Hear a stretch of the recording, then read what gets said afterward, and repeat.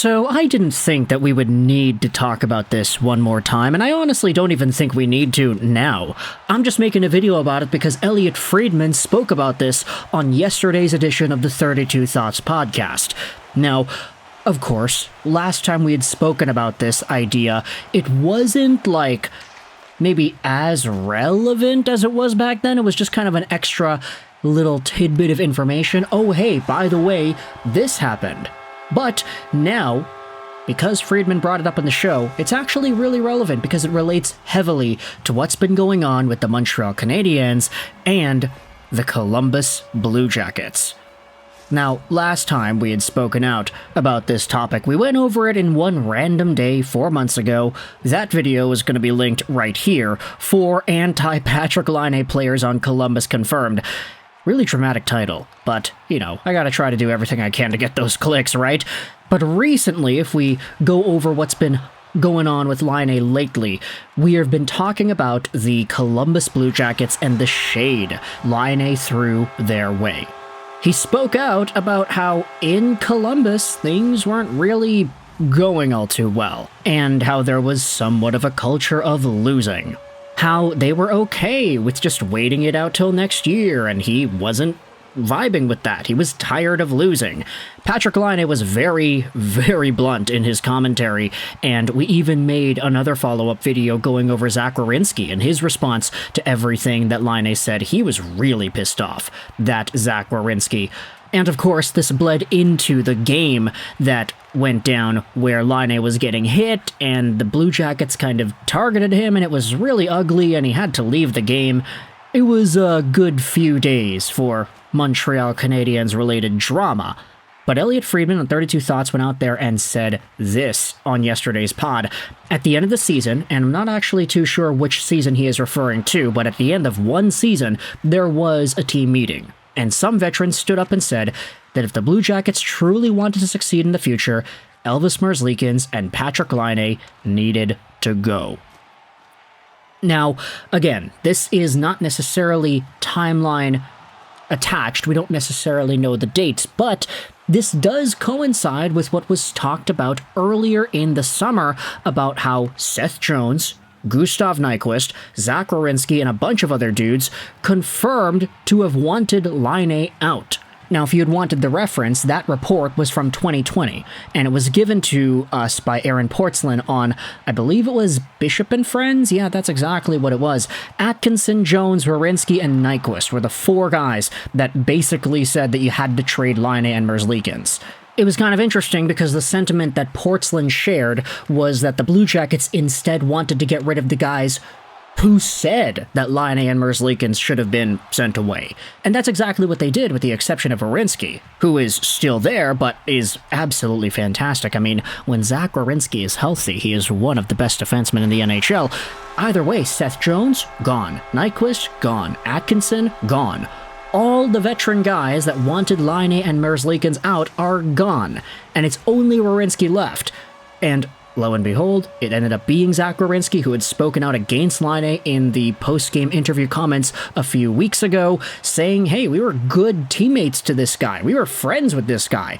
For him to go out there and call us out for having a losing culture, that's so BS. He was talking about how disrespectful it was and how it doesn't belong, and he was really, definitely perturbed by the comments that Laine made. There also wouldn't have been any confirmation from any of the Blue Jackets as to whether or not those comments were what caused the Blue Jackets to start hitting him like crazy in the game, and reportedly they also did cancel the video tribute that they had for Laine prepared because of the comments that he made. So ultimately, Friedman digging up these wounds from the past, talking about how there was that veterans meeting and how players in Columbus did not like Laine in there to begin with, it just kind of feels so sour on both ends that now we're kind of seeing everything get unraveled because Laine is speaking out against Columbus. The Blue Jackets' top stars are biting back. They're going at each other in games, and even the top analysts like Friedman and Aaron Portzline are talking about how there was definitely some disagreements in ideas there.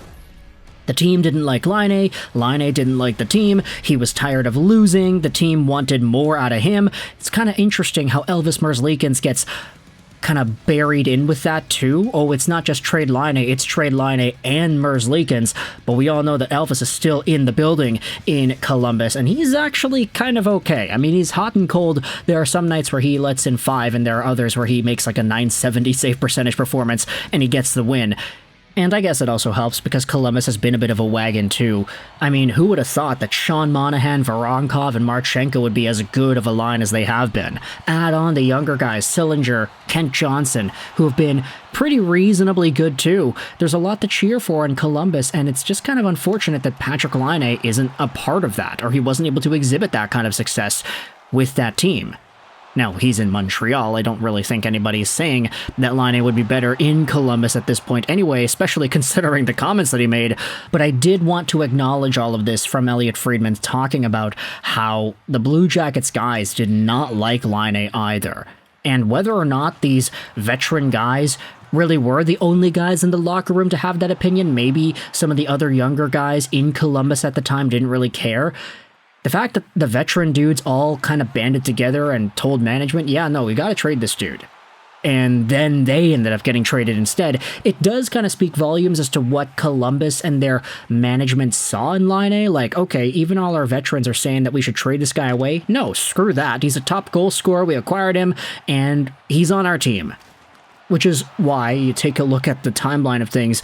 The Blue Jackets still spent the next few years with Laine in the lineup, and okay, maybe not in the lineup. He was getting put on the 4th line and benched and stuff, and he ended up leaving because he had to go to the Players Assistance Program and he was injured, so maybe this was the time to fully pull the plug on the Laine experiment in Columbus. $8.7 million is not cheap after all, so I want you to let me know your thoughts in the comments section below about Elliotte Friedman digging up old wounds, talking about just how anti-Laine people in the Columbus organization were.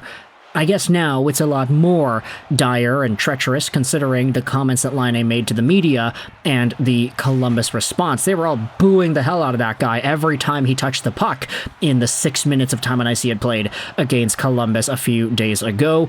But now, this is just another one of these extra aspects added to the story of Laine and his terrible time in CBJ. I'm going to say it's terrible, right? Sure, he had some points and he got some playmaking instilled within his game, but John Tortorella, the way things were going there, it just did not fit. And long term, I think it might have done some damage to the potential and status of Patrik Laine. I mean, he's not really doing himself any favors too by talking smack about his old team like that, but still, let me know your thoughts in the comments section below about Patrik Laine, Elliotte Friedman talking about Patrik Laine, and everything else in between. I hope you enjoyed this video, and bye.